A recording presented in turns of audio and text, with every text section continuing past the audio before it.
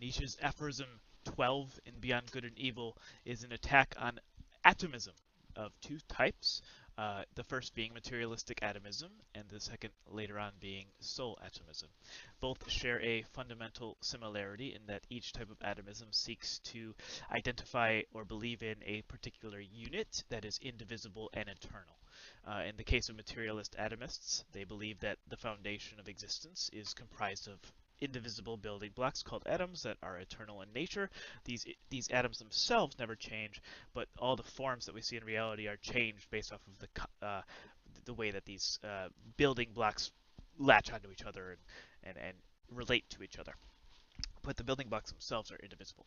And in the soul atomism, what you have is an eternal soul, or a part of yourself that is quintessential to who you are, that will be untouched by death, will transcend time, and will be basically unchanged, presumably.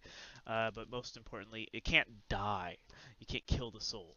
Or maybe you can, but regardless, we're going to critique the possibility of either. And let's see what Nietzsche says. And I'll read. One must above all give the finishing stroke to that other and more portentous atomism which Christianity has taught best and longest, the soul atomism. This is really what he's more interested in here. Let it be permitted to designate by this expression the belief that which regards the soul as something indestructible, eternal, indivisible, as a monad or as an atomon.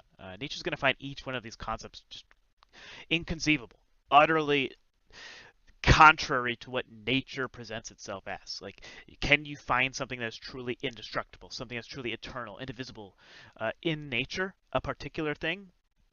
Nietzsche is skeptical. He doesn't think that we can. There's like no evidence of this thing. So why should we think that the foundation of existence is built upon these things? And why should we think that there's this thing at the center of our being? We know why we want to believe it, because we don't want to die, and we're trying to find a loophole in reality to believe in so that we might not die, right? But we have no reason to believe it, and it is contrary to basically thinking, reason, the senses in every way. So what are we interested in? It's also, and I don't think Nietzsche comes out and says this, but like, what is the soul? Well, it's the psyche, or the inner nature of us, right? It's our minds. It's our internal essence. So this is real, right? We have a sense of our own psyche. We have a sense of our own mind. And so Nietzsche's going to say, well, we don't want to kill off the soul, just as we don't want to get rid of any term that he's trying to revalue. We're just trying to revalue what it means. And for him, the soul is going to be pretty much the exact opposite of what the Christians want it to be, which is to say, it's going to be constantly in flux. It is going to be destructible. It's going to be chaotic and basically everything except indestructible and eternal. So let's see what he says. Between ourselves, it is not at all necessary to get rid of the soul thereby, and thus renounce one of the oldest and most venerated hypotheses, as happens frequently to the clumsiness of naturalists who can hardly touch on the soul without immediately losing it. So basically, the naturalists reduce the soul or the mind or the psyche to material explanations without really getting into the heart meat of our experience of ourselves and what it really means to be ourselves. But the way is open for new acceptations and refinements of the soul hypothesis, and such conceptions as mortal soul. The soul could be mortal. The soul of subjective multiplicity, which is to say the soul is not unified, but has multiple aspects to it. It's relative. It's composed of many different aspects that are all interacting with each other. Many different, maybe we call them assemblages or something along those lines. And soul as social structure of the instincts and passions, right? So he's introducing new concepts that we can use to explain what the soul is. So take into account the social structure of the soul, the social influence that has on our soul, or social influences on our soul and our mind. Instincts and passions are inherent to our soul, right? The Christian would probably say instincts and passions are part of the body, but for Nietzsche, that's not the case. There is no mind-body division. Everything that we experience in the body is also soul-like. It's spiritual, because everything you experience physically is also experienced by the mind, it's psychically. So it's mind and body together. Whenever there is a duality, Nietzsche's answer is always, the answer is never one or the other. It's always both, or neither. And if it's neither, then what we mean is we have to reevaluate the concepts at play. And if it's both, we probably still have to reevaluate the concepts at play. But it's never going to be one or the other, because he's not a dualist. Maybe that's an exaggeration, but it's a good general rule to go by when reading Nietzsche. So at the end, in that the new psychologist is about to put an end to the superstitions which have hitherto flourished with almost tropical luxuriance around the idea of the soul. He is really, as it were, thrusting himself into a new desert and a new distrust. It is possible that the older psychologists had a merrier and more comfortable time of it, believing themselves to be eternal and indestructible at their core. Man, it would be awesome if that were true. But there's no evidence that that's the case. But would it be awesome? I mean, it doesn't even really make sense to be indestructible, right? I cannot conceive of existence without change and time and change to me are just one and the same. I'm a Heraclitean to the core. I think Nietzsche's a Heraclitean to the core. You can't step in the same river twice. The river is our soul. Our soul is constantly changing, and it is destructible. It is mortal. Anyway, but now we have to discover the soul as opposed to invent it, right? The inventors of the soul wanted to conceive of the soul in what they wanted it to be. Their personal desires and their immature personal desires played too much a role into this. We're still operating on our own desires, but they're quote-unquote higher or more developed desires to actually see what the soul really is and to make sense of it, to have direct experience of the soul in itself as opposed to belief. Anyway, 12 is pretty short. It's really interesting. Nietzsche just continues to do the same thing. Take a concept that he believes is grossly misused throughout time, that people just don't understand, and he's trying to reevaluate it and also open up horizons for new thought. He wants there to be a philosophy of the future that engages with the concept of the soul. He doesn't say anywhere that we shouldn't use the word soul anymore. What we have to do is simply reevaluate so it makes sense to us. So it can fit into reality without basically being an antithesis to everything we experience in reality, right? So this is the type of soul we're going to try and figure out, a natural soul, and not a naturalist soul in the sense of materialist reductionism, but a new type of nature that is much more nuanced in Nietzsche's sense. Okay, so that's 12. Maybe I'll fit in 13 as well into this video since it's also short, but it's also exceptionally potent of an aphorism. So let's go to 13.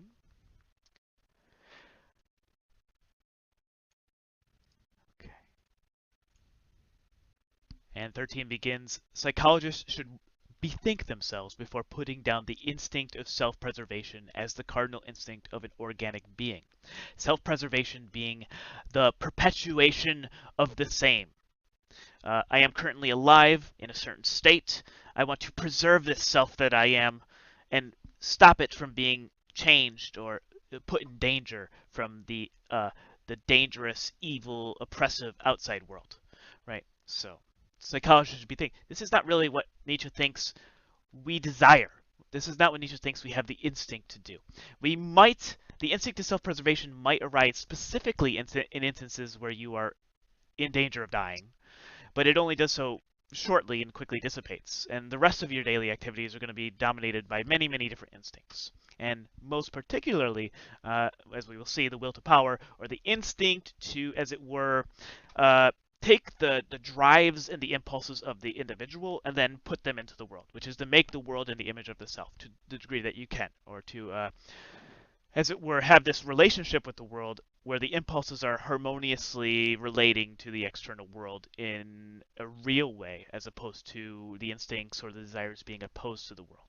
So anyway, back to the quote. A living thing seeks above all to discharge its strength. And Bataille will love this. We have passion or strength or ambition or impulse or intensity that must be expressed or actualized in the world. If it just remains in our mind or in ourself, it's unsatisfied desire, unactualized desire. So life itself is will to power. But what does Nietzsche mean by power here? Being powerful means you have strength. You have the capacity to do, create, and actualize your desires. So what an organic being really wants, what is synonymous with its flourishing in the world, is going to be its capacity to be strong and then also actualize that strength through one's own powerful nature. Someone who isn't powerful will have desires, ambitions, and ideas that don't really attach themselves in the world. They don't really, they aren't accepted by the world, or they create toxicity or they perpetuate resentment or any other things that basically make you less capable of being strong, strong-minded, powerful, of acting in the way that you want to act in the world, of being authentic to who you are so that you are in harmony with your internal desires and ambitions, as opposed to a schizophrenic being who is constantly at odds. I mean, is this harmony possible? It is, but it's a type of harmony that is going to be very different than what you might think in like a Buddhist or Stoic sense. It's a very Heraclitean harmony, which is to say that it's a harmony derived from perpetual war or a perpetual conflict between forces that are constantly interacting with each other. So once you understand what's at play, then you can harmonize with it honestly by accepting the conflict in life as essential and seeing its purpose, as opposed to trying to reject or overcome or minimize suffering and conflict. What we're looking at here is higher conflict, higher suffering, refined conflict in a way that doesn't annihilate it or deny it, but channels it in creative ways that are an expression of who we are. So self-preservation, back to the quote, is only one of the indirect and most frequent results thereof. So self-preservation is a secondary impulse that may arise in certain instances. And he says it's actually most frequent. I disagree. I think that the self-preserving instinct only arises in some instances and barely plays in most everyday life. People aren't eager or overly concerned about their preservation, although maybe in COVID times this might be different. But anyway, in short, here as everywhere else, let us beware of superfluous teleological principles. Teleological principles are ends that are not necessary. Like, obviously, superfluous or teleological principles are just ends, right? Like the teleology is the purpose of, or the study of the purpose of things, or the ends that things are moving towards. So the higher purpose of like a Christian would be to like live in accordance with Jesus so that you can make it into heaven. The getting into heaven is the telos, the end, the goal of everything, and everything else will align itself towards the goal. So we should be careful about our goals and more carefully about our ends, because for Nietzsche, he's a philosopher of beginnings, not ends. He's very wary and skeptical of ends, because ends often are imposed from without, as opposed to created from within. The impulses and the instincts, the creative instincts that are core to authenticity, are at first sloppy. They don't know what ends they will find. And the creative process is sort of blind to a certain degree in the fact that we don't really know what we will end up like. That we have to be very skeptical about ourselves. We have to be careful to a certain degree about our own experimentation with ourselves, because we don't really know what we might end up as. We really don't know all the effects of who we are and what our philosophy or actions might have on the world. So let's beware of being overly obsessed with certain ends that must be achieved. It's more about the process, more about the creativity of the journey, not the ends. One of which is the instinct of self-preservation. It is thus, in effect, that method ordains, which must be essentially economy of principles. Okay. Method ordains, which must be essentially an economy of principles. So I love the idea of an economy of principles here, which is to say, principles, I think, synonymous with the word values. And I think our psyche or our soul is comprised of a series of many principles and values that are constantly combating with themselves over the right to being selected to manifest as action in the world, right? So this is what we might call cognitive dissonance. I think for Nietzsche, cognitive dissonance is a perpetual state. I don't think it ever ends. I think we are basically dissonant beings, and there's no avoiding that. There might be a way of, like, through serious and extended meditation, get rid of or lessen the degree of dissonance in oneself. But Nietzsche's going to say, well, why are you doing this? You're a dissonant creature. Be a dissonant creature, but be a dissonant creature well, as opposed to like trying to lessen your being, right? I'm going to be small. I'm going to be a Buddhist, right? I'm not going to have a great effect on the world. So that would be contrary to one's instincts. Whereas the instincts, even though they're in conflict with each other, want to be, or more rightfully say, they can't help but be. It's what it entails. Um, so if you're confused about this, just think about the following. I think this is the easiest example of cognitive dissonance. You walk into a store and you see a cake and it looks delicious and you want to eat it. So right away, you have a principle or value of flavor, taste, the joy you would have eating this cake. Nothing wrong with that. And then you think about your weight and what your doctor said last week, and yeah, I got to lose a few pounds. Two principles, two values: your health, your desire to have a delicious cake. Nothing wrong with having these principles. You shouldn't get rid of one or the other, according to Nietzsche. Why would you? They're just there. They're doing what they're supposed to be doing. And the conflict between these two principles will determine who you are as an individual. Which principle or value is more important to you? Your health, I'm sorry, your joy or your health in this particular instance. And so this cognitive dissonance plays out in every decision or every experience we'll ever have with ourselves between our various values. And who we are is the sort of result of all the conflicts between these values, and the ones that end up winning, the ones that are the strongest, end up being you.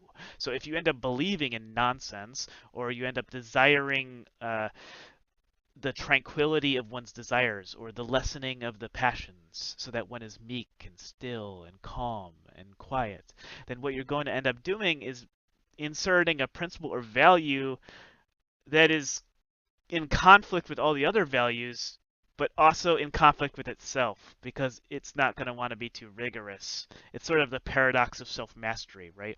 The Buddhist really, really desires enlightenment, but that desire itself is an impulse. So there's a contradiction there. I don't know how Buddhists deal with that, but whatever.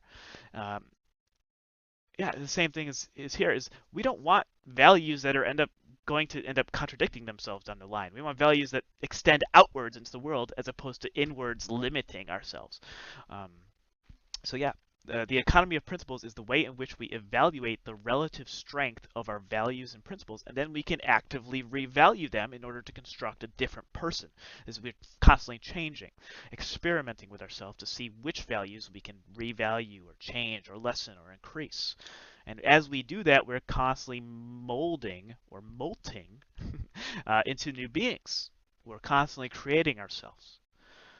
So, very fascinating quote. The will to power is not the will to power over other people. The will to power is the will to actualization in the world of our inherent impulses. It's the desire to just simply be strong. Not strong for the sake of domination or suppression, but strong for the sake of enjoying existence through that strength. Because it is really the strong who are able to enjoy existence the most, I believe. And even in, yeah, I'll just leave that there. I think that's true. Okay. Thank you for watching. Don't forget to like and subscribe if you actually made it this far. And yeah, I'll keep doing these.